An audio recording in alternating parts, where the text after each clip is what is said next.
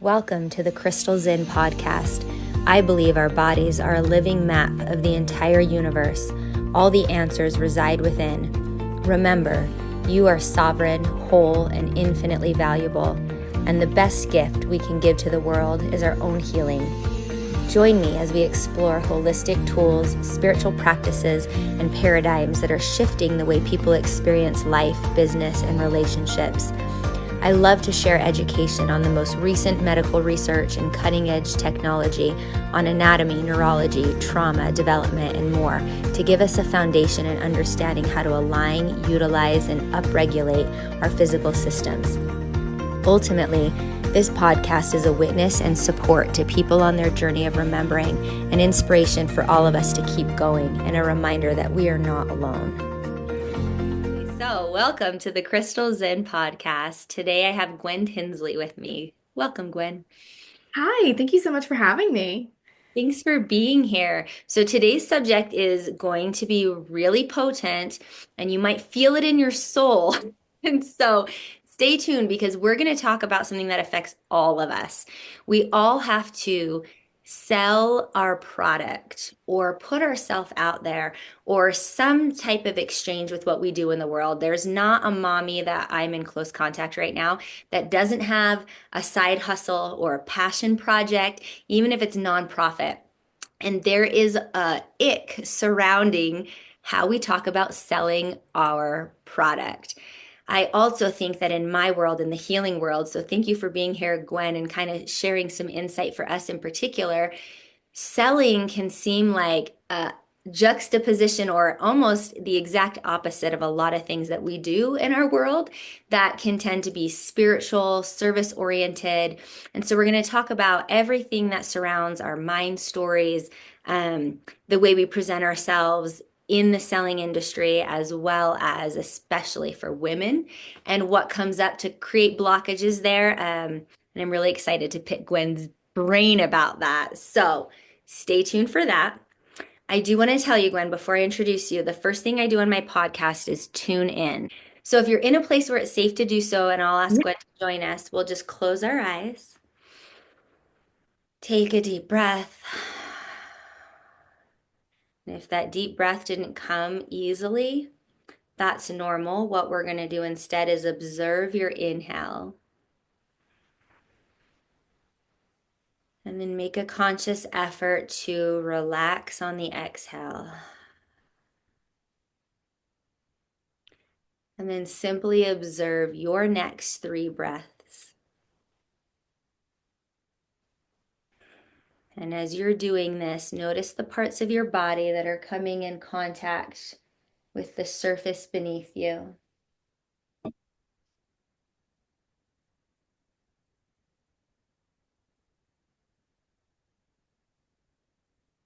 Begin to feel heavier on the bottom half of your body than the top.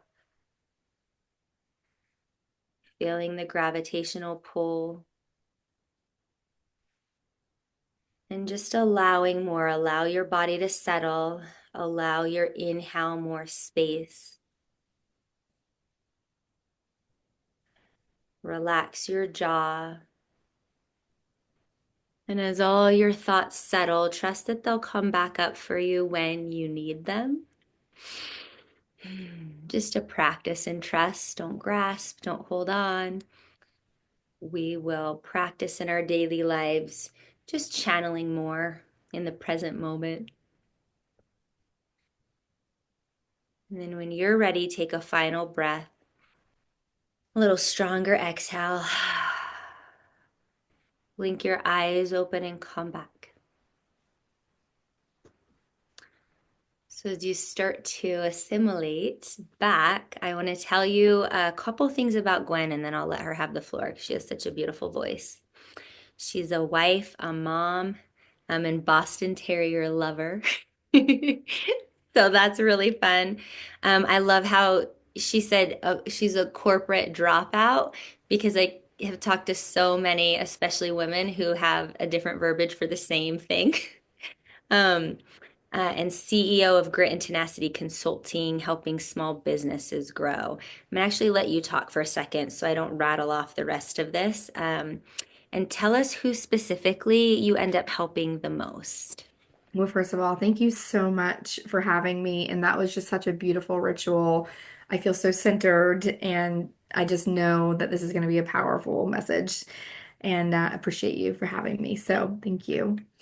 Okay, yeah. So, hi everybody. I'm Gwen. I'm all those things. I'm a wife. I'm a mom, Boston Terrier lover, for sure. We have two Boston Terriers, and Crystal and I actually found in common horses as well, which I think is fun. I grew up riding horses, and she has a buckskin quarter horse, and that's the kind that I had growing up, and the healing that comes from horses is just such a beautiful thing. But I actually started a company, Grit and Tenacity Consulting, where I help service-based female entrepreneurs really sell more by leaning into their authenticity, building these repeatable sales processes that really feel good to them, but also their future clients. I find that so many women start businesses or well, let's back up and say, let's say that I'm a corporate dropout, and I am proud to be a corporate dropout. During my time there, I really was in complete misalignment. I just really felt that I was in a lot of client facing roles. I avoided a sales role my entire career, actually, because I just the stigma of the sales felt icky to me, and I didn't want anything to do with it. And I kept hearing my dad saying, "Oh, all these things about." Just it's the hardest role you'll ever have. And I just kept thinking of grimy, old men, right? Honestly, like just trying to pull one over on you. And all the times about like, you can't go to the car shop unless you take your boyfriend or husband because you might get taken, or, that used car salesman vibe. And I'm like, I want nothing to do with that, right? But with my years of experience, what I've found is that there is a way to share passionately about what it is that you're doing, and that, my friends, is actually selling. But the corporate way puts, honestly, numbers over people, which is pretty disgusting to me. And so I decided that I wanted to really share an opportunity in helping these service-based female entrepreneurs know how to share what it is that they do, coming from a place of centeredness, a place of love, and a place of excitement to bring people along on the journey with them. But we overcomplicate things, right, when we put titles on things. And so that's what I do. I love that. I feel like there's a couple questions that were like coming at me when you were saying that, which is like, have you ever been in a place, like I'm just talking to the listeners and everyone I've ever talked to, where this burning question is like, can I do what I love and make money and be successful? Do I have something of value?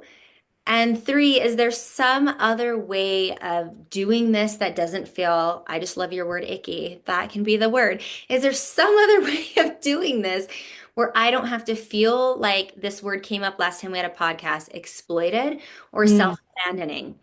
And when there's someone like Gwen sitting in front of you with success under her belt, looking you in the eyes and saying, "Yes, girl, there is."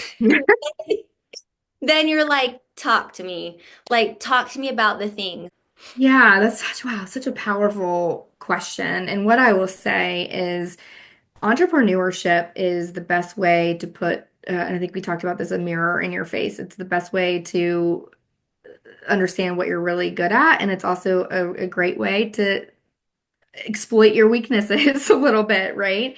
And so being an entrepreneur, I think, has its own challenges that come with it, of like imposter syndrome and just, external distractions, and thinking that we have to do it other people's way because they're doing it that way. And so, oh, I should do it that way. And then very quickly we can become authentic and disingenuous about our business, right? Because we don't feel like we have confidence.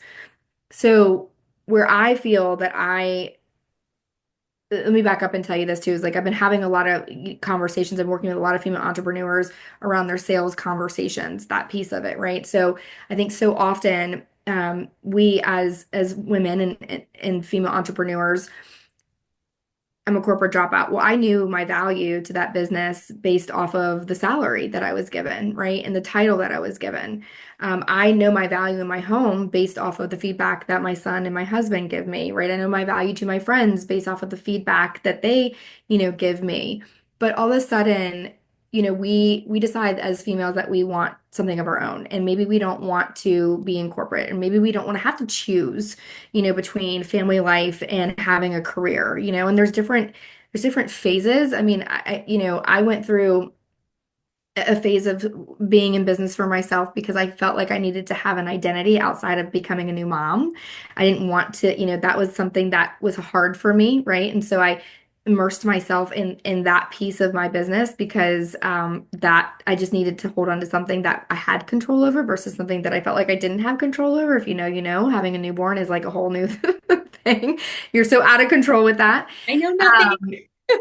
Yeah, and but anyways, but the thing that I have really anchored myself in is that the one piece of the entrepreneurial puzzle, if you will, right, of owning your own business is having confidence in how you show up and what you communicate and who you communicate, and knowing that you're making a difference doing it, right? So I think so often people go into business and they start that their friends and their families and they get, some traction there, and then all of a sudden it's like, okay, now I have to get outside my friends and family and I don't know what to say. And there's so much cognitive overwhelm that happens because you sit there and you rewrite emails and you rewrite text messages over and over again because there's this like tug and pull as women of one. I feel like asking for money in exchange for the things that we do that we used to probably do for a lot of people for free and just out of the goodness of our heart feels icky, right? So how do we take that conversation and make it so that it's in alignment with who you are, but also so that the people who are receiving that message feels that it's in alignment with who they are and that you're actually genuinely wanting to help them and have impact, right? But then two, I find that we kind of soft throw ourselves out there, right? So it's like we start a business and it's like, oh, I have to put a price tag on that. Oh, I have to like actually claim that I'm good at doing this and put myself out there. And so we shrink ourselves. And then all of a sudden we're not authentic to who we are, right? And it all starts with knowing the value that you bring to the table. It's more than just the things that you create. So I don't know. Let's take a copywriter for instance, or let's take someone that designs websites for instance, right? You're more than the websites that you design. You're actually giving people for the people that you design websites for confidence to show up confidently online.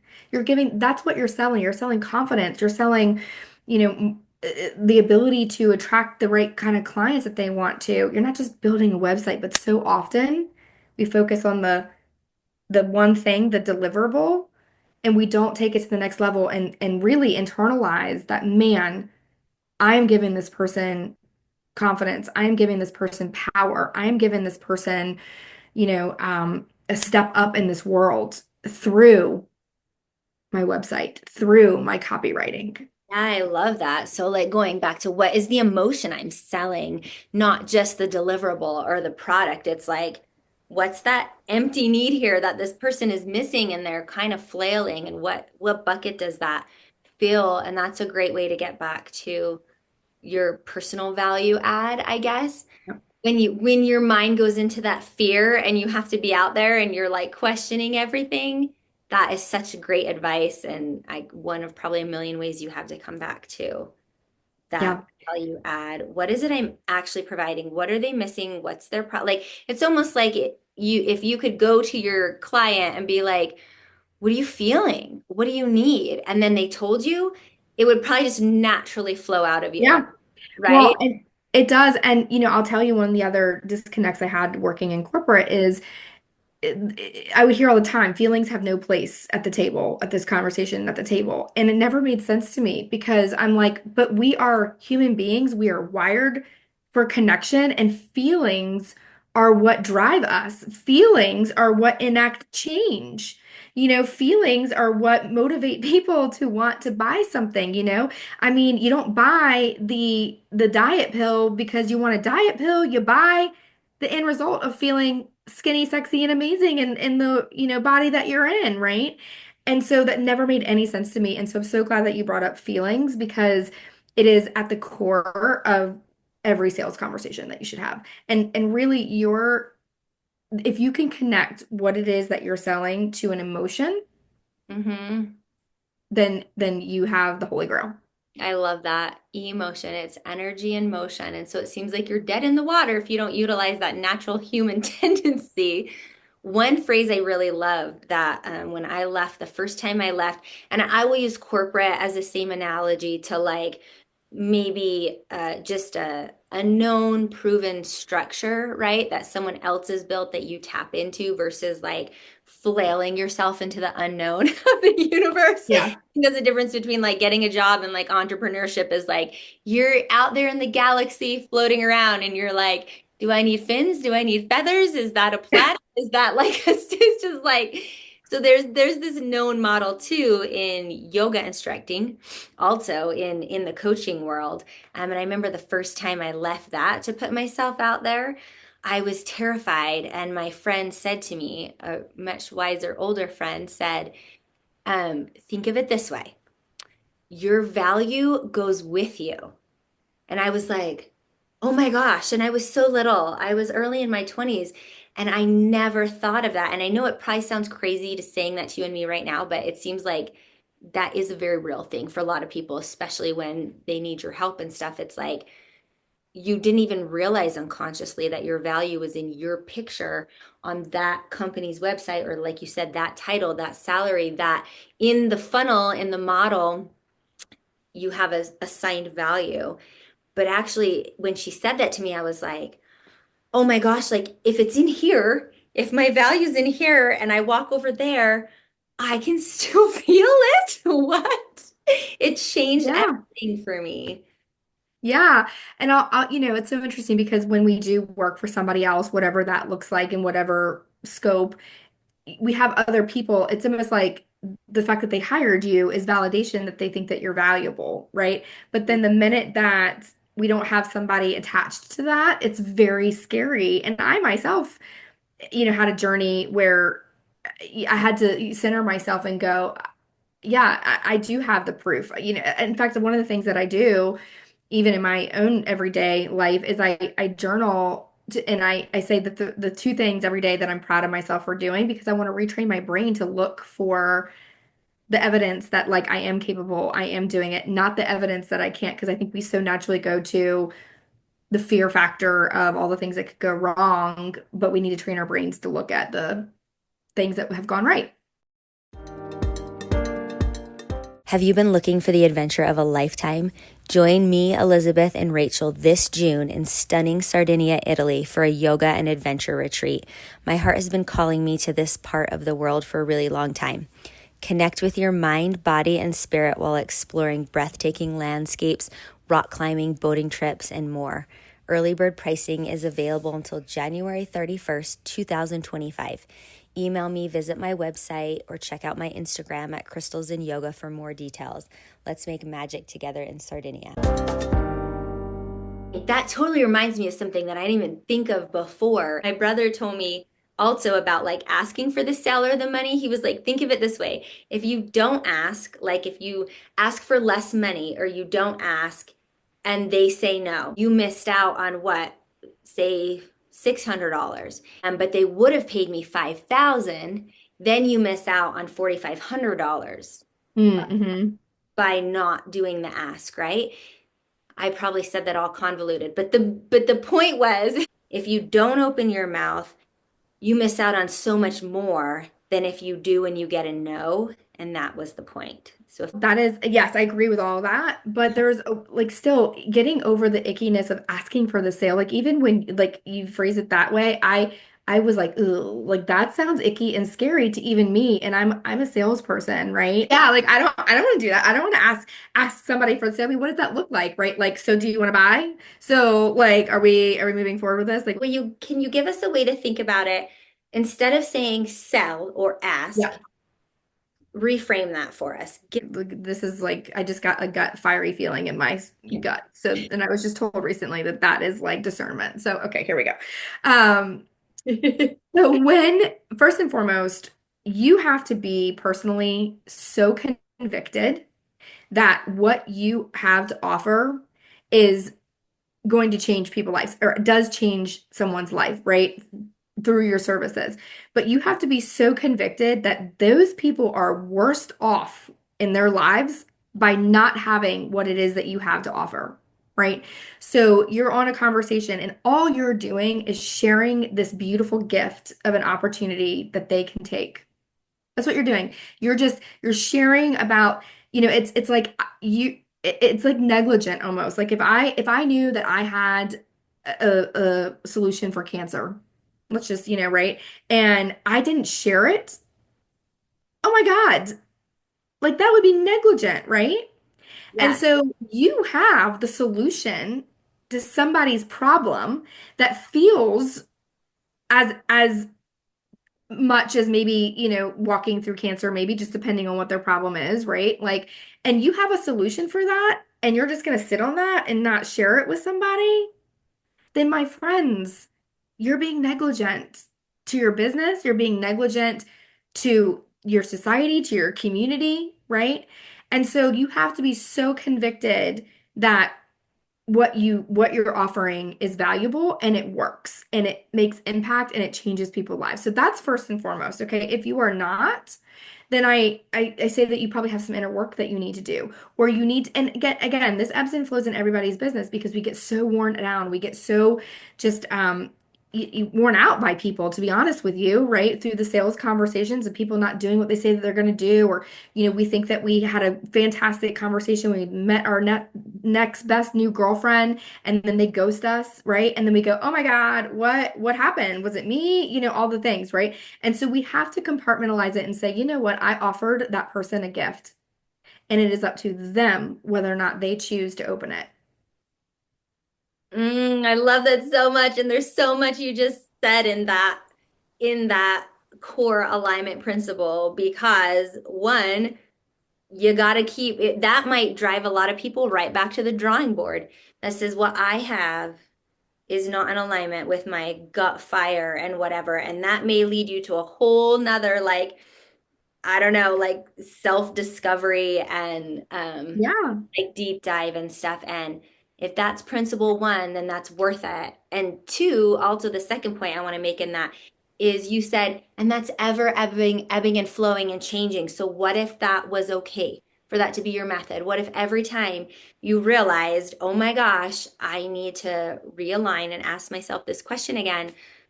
That's okay. That's part of the process. Before you move on to your second point, do you believe, and this is a trick question because I have an answer too, do you believe Okay. everybody in the whole world could say like a hell yes to that question, whatever it was they were putting out in the world or producing or selling, that the world would be a better place? Oh, absolutely. Or Yes. is there a story out there that If we we have all to, showed up yes. as ourselves, like, and who we were wired and meant to be in our fullest, this world wouldn't look like what it does today. I mean, it just wouldn't. It would be a completely different world. Um, so yes, yes, every single person, yes. But, again, I think, I've been through counseling. I've, had the thing, but I think being an entrepreneur, I've learned more about myself than I ever have in all the years and money that I've invested in counseling, because it forces you to. It really forces you to. But one of the things that I'll say, go back to what you said about going back to the drawing board every time you feel out of misalignment. That also can sound like I got to go back to the drawing board every time. Like that also can sound very daunting and like I don't want to do that. That sucks. And I agree with you. And and I don't want you to do that either necessarily, right? Oftentimes, and this is what a big part of my framework and what I coach on is like you don't have to go back to the drawing board. You just need to be reconvicted that what you have is amazing. And what I do is a client impact analysis. And so it's literally like listing out all the features that go into how you service somebody, right? And so if we take like copywriting and website development, right? Like so wireframes, graphics, all the things, right? Okay, very simplifying that. Those are great, but does that really light your soul on fire? Graphics and wireframes? No. Like what lights your soul on fire is giving somebody confidence to show up confidently online and to help them grow and scale their business through your website that has graphics and wireframes and all the things, right? But what happens over time, and this goes back to my sales formula that I have, is which is authenticity plus curiosity plus the desire to help equals confident selling. What happens over time is we start talking about graphics and wireframes, and they don't care about that. They don't care about Mm. those things. They care about the transformation. They care about, that you're going to give them the power to show up confidently online. But yet we get stuck talking about the in the weeds things because that's our everyday, right? Like we show up every day working on the in the weeds things, and then it just becomes a natural progression where we forget to talk about the transformation. That's so well said. That's beautiful. Yeah, that makes so much sense because it's like if you can remember the why, it's like about remembering. That actually makes more sense to like the healing work I do because when we say, and we don't say healing anymore because it's so taboo, we say the minute you use language that outsources, like and makes you believe that you don't have everything that it takes already, you are increasing the mindset of error. Like you're increasing the story that you cannot heal because you don't have it now. And so the framework we like to talk about is we're remembering. You're Mm. remembering who you are. You're remembering your wholeness. You're remembering the ability your body has to heal. And that's how we like to talk about it. And that seems really metaphorical to the way you're talking about sales, which I never thought about, which is you are remembering the value that this process has to people. And maybe when you do that, you may tweak a few little things, right? And go, Yeah. does this apply? Does this apply? But then it doesn't feel like a go back to the drawing board or an overhaul, right? Or like, I have to cleanse my body or I have to heal from this thing. I just love that framework. I would call it remembering, and you called it What did I call it? reconvicting. You called Reconvicting. it reconvicting. I like that word. I'm gonna write that one down. Your word or mine, both. Both, both. Yeah. And I'm sure there's many more if we dropped it into a thesaurus or something, but that idea is so helpful and so beautiful in sales. Um, and like if there's some fear surrounding you think it doesn't have value anymore or whatever, fine, be brave, explore it. Remember your wholeness. Remember that you had a conviction and value within you, an inherent value that you started to put out in the world. And so whatever you land on isn't going to be too far from what you're already doing. And so I just love that. I love that reframe for sales. So if maybe walk us through another step then, if you can reframe that initially, what would you say is the most important thing to understand about opening your mouth and selling? I'm Yeah. convicted. Now I've got to tell someone. Like I Now just I have to, yeah. I yeah, think look, I just recently did a doula training and then at the end of it we were all sitting there going like now what? Like, I love it. I'm convicted. This is what I want to do. Now what? yeah, no, yes. So, okay, so I think the number one most important thing is really understanding what you're selling, but then understanding and being able to communicate why other people need it, Ah, right?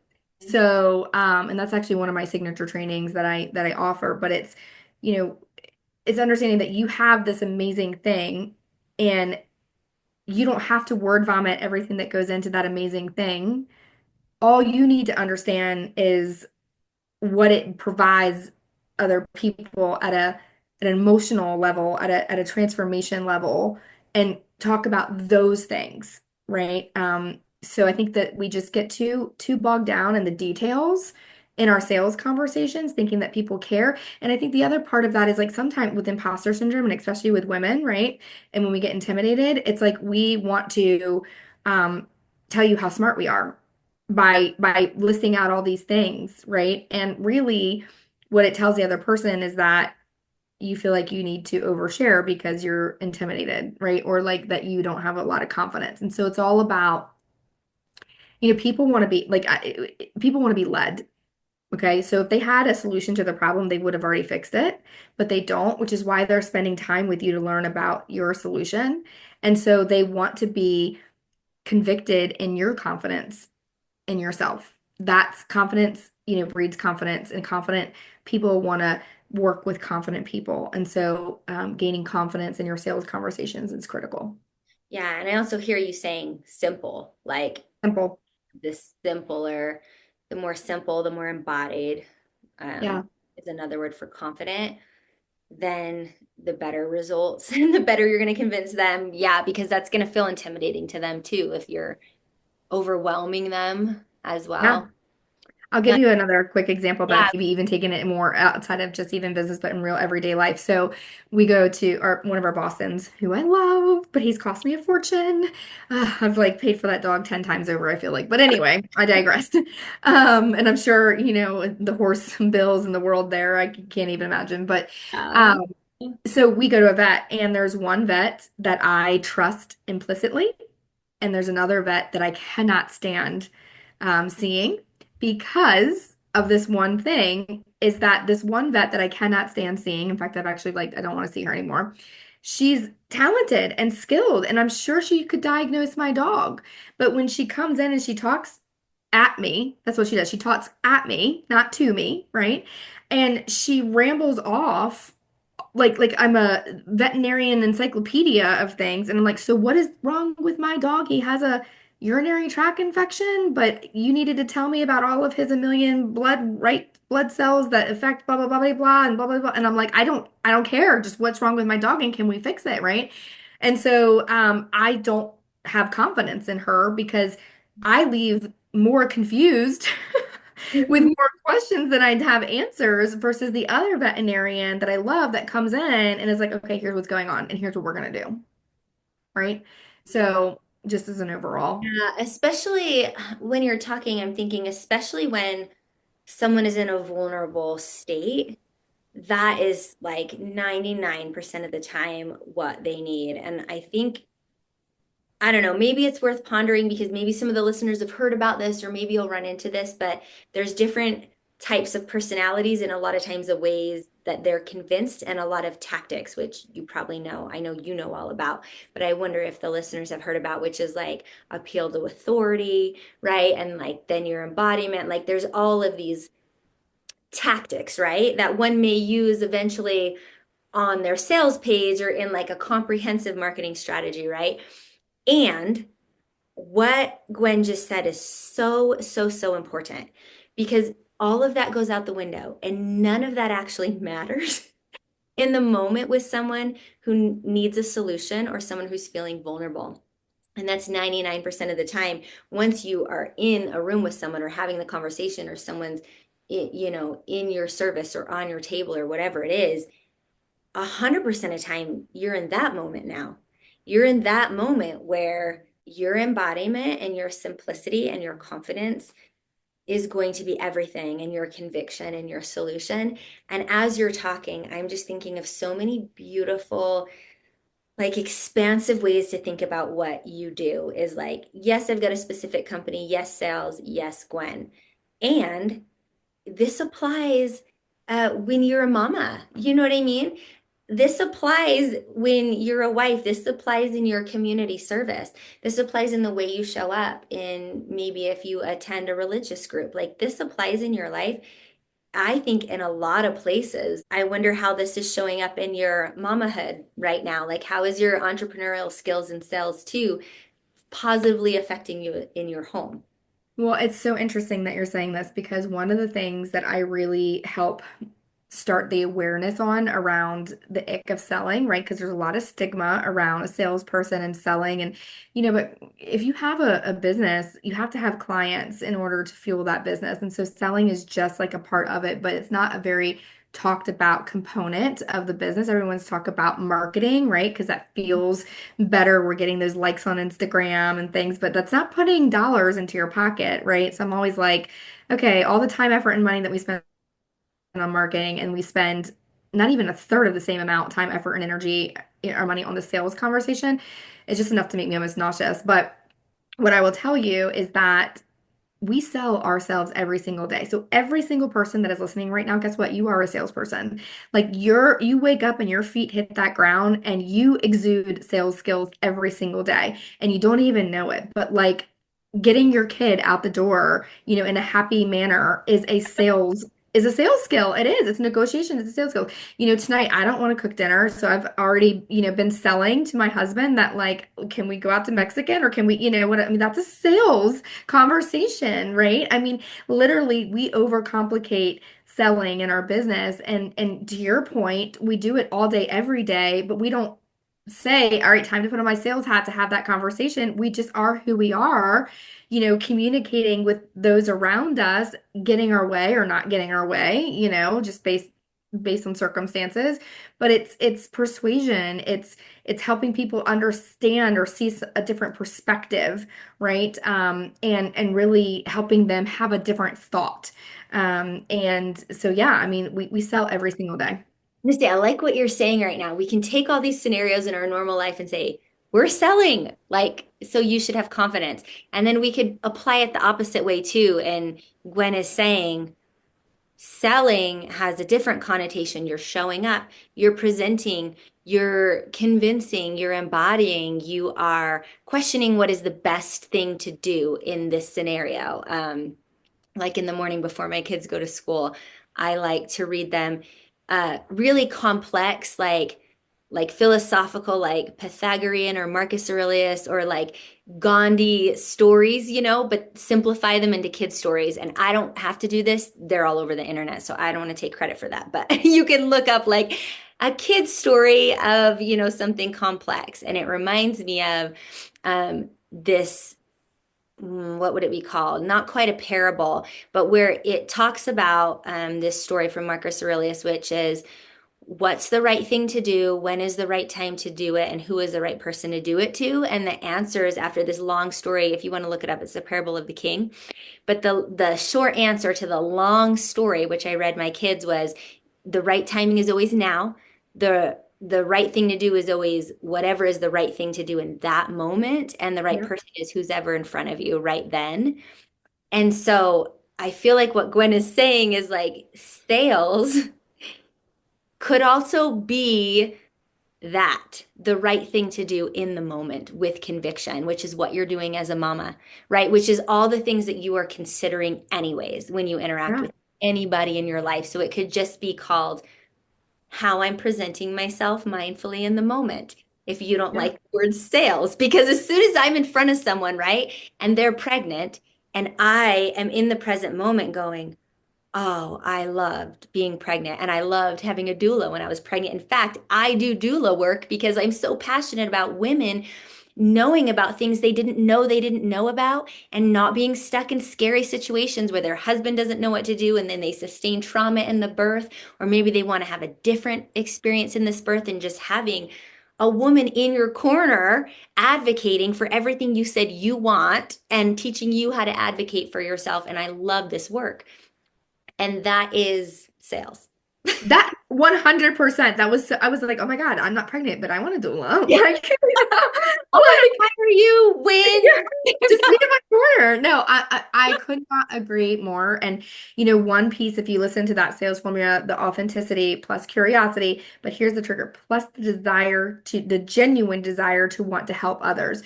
So whenever you feel like you're in a conversation and you're like, I don't really care, or like you're not able to get creative to find a solution that is genuinely going to help them, then it's out of alignment, right? And so it has to come from a place of wanting to help.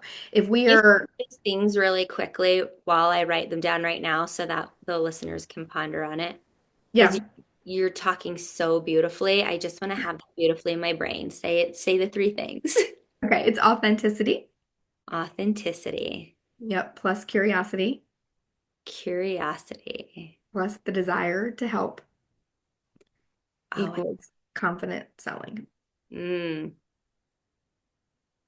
thank you. Okay. Yeah, thank you. If you're approaching your business to want to make money, or you're approaching it because out of this like place of need, like I need, right? Then instantly you're going to become inauthentic. And that's because then all of a sudden your conversation and your language becomes very internal, right? It's very intrinsic. It's about you and not about them. And so watch, one of the things I'll say is like watch, are you getting on a call and you're just talking all about how you can help somebody through your offer, or are you actually getting on a call and just discovering what, just learning, just being naturally curious and having that organic conversation? Are you asking for that sale, as I'll put in air quotes here, from a place of, hey, can we get this resolved by 5 o'clock on Friday because you need it to be resolved by 5 o'clock on Friday for some reason? Or are you coming from this a place of, hey, I know we talked about a lot of awesome things today. Um, Tell me what you have coming up over the next couple of days. Is it realistic to ask if you think that you might have a decision by Friday? Right? Like it's not, it's all about how we frame it, and it's all about coming from this place of help and extrinsic about them outward. Yeah, and then all the other peripheral questions that it seems like we would start with and something like this kind of resolve themselves, right? Yep, Like you're not, absolutely. I don't feel the need to ask all those questions anymore at this point. Right. Like the how, the deadline, the specifics, because you're like, I trust, right? And all those things, the answers will be obvious based on that alignment. I love Yeah. it. Is there anything else you want to say to feel complete before I ask about horse analogies? I feel like we covered it all. I just would encourage anybody that is, in a business and they're feeling stuck and they're feeling like, man, I'm having a lot of conversations and nothing's happening, or I'm getting, not right nows, or maybe even you're not having a lot of sales conversations. I would just, encourage you to go back and really do the exercise of what is it that I'm actually giving people. It's not a website. It's not copywriting. It's not being a business coach. But what is the result that they're getting? And then try to talk about those things. I love that. And you're already also giving me so many ideas for what we're doing for our retreat in the next 60 days and the events we're creating.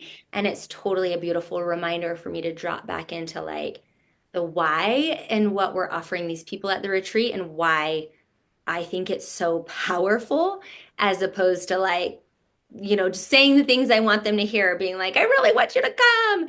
But there is that deep, powerful like realignment that you just helped me with. So such beautiful timing. I love that so much. Good. I And, love that. and so for our friends who like horses, Yeah. the retreat I ran last year with one of these girls that is also helping facilitate in Italy, we did an equine retreat called Unbridled. And I love that. I just know that a lot of people really get animals and really feel connected.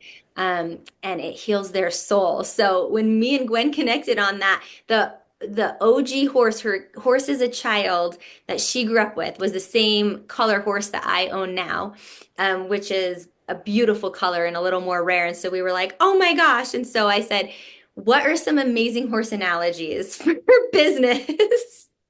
Which will really get, I think, your wheels thinking. I loved them. Do you remember some? Yeah, in full transparency, Chat GPT helped me with this too, because I was like, oh my God, there's so many. But I feel like you had some organically. But the first one, it was you can lead a horse to water, but you can't make it drink. And so, really the thing is talking about this gift that we are offering people, right? Like you can show them all the things, but if they don't drink it, that is not on you. It's not a reflection of you. It's not who you are, right? It's up to them. It's to open and take that gift, right? So I think that's really like freeing. And your job isn't to convince anybody to do anything. It's to again, create an environment or an experience where they want to take action on their own. And so that's again building confidence and trust, because the horse isn't going to follow you anywhere if they don't trust you, right? Yeah. So, Yeah. And yeah, you don't have to control that, right? You don't have yeah, to control if they drink. And so that is a huge like burden that could like weigh you down and cause blockages. So just let that go. yeah, exactly, exactly. Okay. A nervous rider creates a nervous horse. I love that one. Okay, so you and I are very much into energy and alignment and stuff too, right? And so this one, and I'll tell you a story too for our honeymoon. I've been married to my husband now for almost 13 years in August, and we went to Hawaii, and I was like, we have to go horseback riding. Anytime we go, like anywhere Caribbean. I'm like, I want to go horseback riding on the beach in the water. Like I just want to get on a horse, right? And my husband's like, okay, all right, okay, And so he's not didn't grow up on horses and stuff. Of course I did. So I, get on this horse with complete confidence and I'm, the reins and I'm whatever. And I'm teaching him, I'm like, choke up on the reins. If you want him to go this way, you lay the reins over the neck this way. And he's like, what? Anyway, and so thank God he got the horse that just didn't give a crap. Okay. Because, I think but anyway, and this horse was like, the guy was like, this horse is slower than slow. He's going to be totally fine. Right. But because of my husband's energy, the horse started trotting, and they were like, "What?" And like this horse never does that, but my husband's energy just had this like horse all out of whack. Anyway, so I tell that story because I continue to laugh 13 years later over that. Um, and he continues to remind me about it almost every 6 months, I feel like, or anytime I ask to go horseback riding. So anyway, the whole point of this is like in your sales and your business journey here, just like horses, people pick up on energy. People can sniff BS a million miles away. And so just encourage you to be authentic, not apologize for who you are, and to just, again, come from a complete place of humility and just wanting to help somebody, right? And if they don't take that, then that's, completely up to them. But on the flip side, if you show up confident and you just really don't apologize for your pricing and the price is what the price is, and you're confidently explaining your processes and what it looks like working with you and stuff, then people will follow because leaders rise to the top, right? So confidence breeds confidence.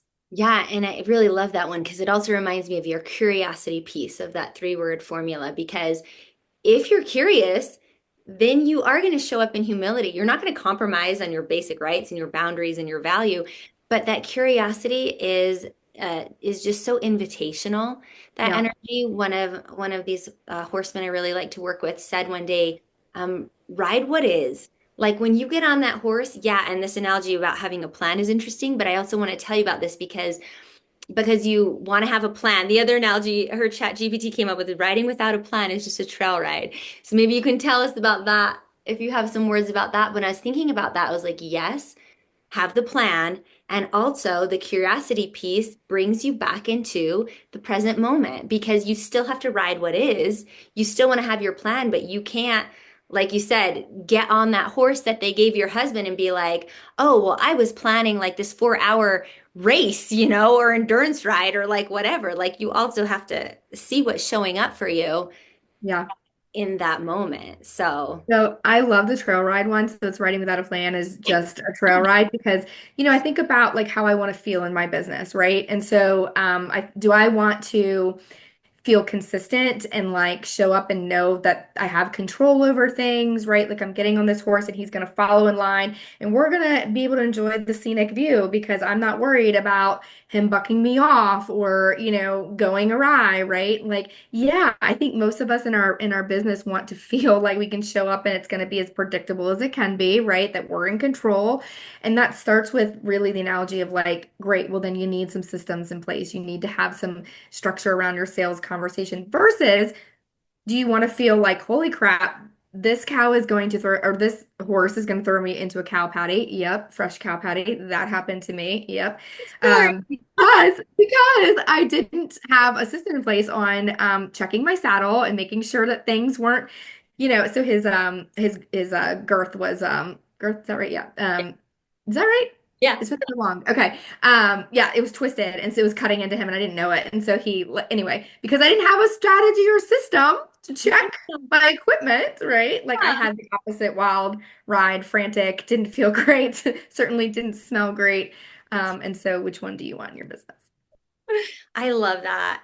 And I think probably the most important last one is getting back on the horse because I think the most important thing in business and sales and in life that I've learned is you're gonna mess it up royally. You know what I mean? You're going to do the thing that you hoped you'd never do. Something's gonna happen at the last minute that is like, as long as this doesn't go wrong, that's gonna go wrong. You know what I mean? And Yeah. I think that's the most important analogy is like you can't heal from that if you're not willing to get back on the horse, do the things you need to do, but also have the confidence in yourself. Yeah, it's so true. It is so true.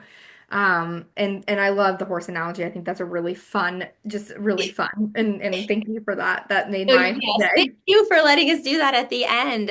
To sum up, if there's anything on your heart you want to say or something that comes up, would you share that with us and then end that with like just verbally how to get a hold of you and stuff because that will all Yes. be in the writing.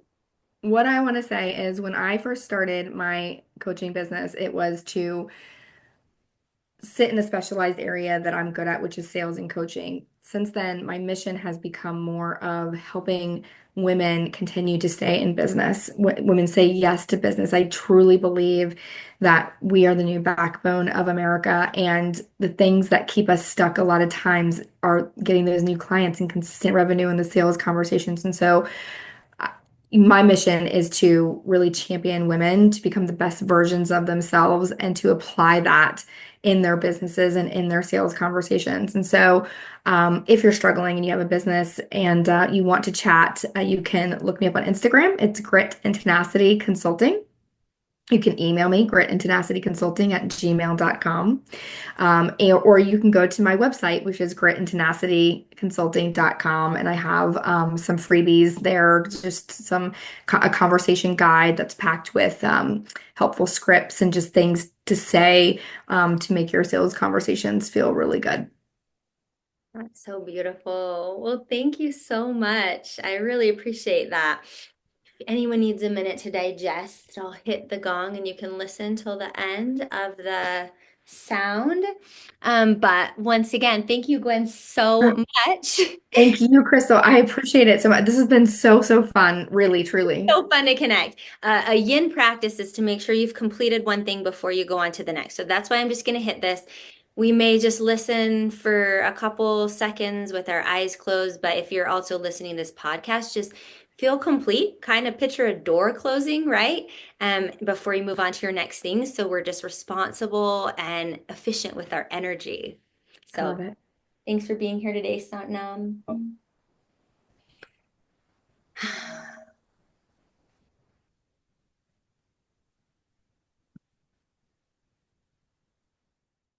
Thank you for listening. Connect with me on Instagram at Crystal Zinn Yoga. Subscribe on my website at crystalzinnyoga.com to receive tools and practices for your holistic journey and to be the first to know about offerings, workshops, trainings, and retreats. We live in powerful times that require courage, bravery, compassion, authenticity, community, and grounding. You're not alone. Check out my free content, classes, and meditations on YouTube under Crystal Zinn Yoga and have a beautiful day. Satnam.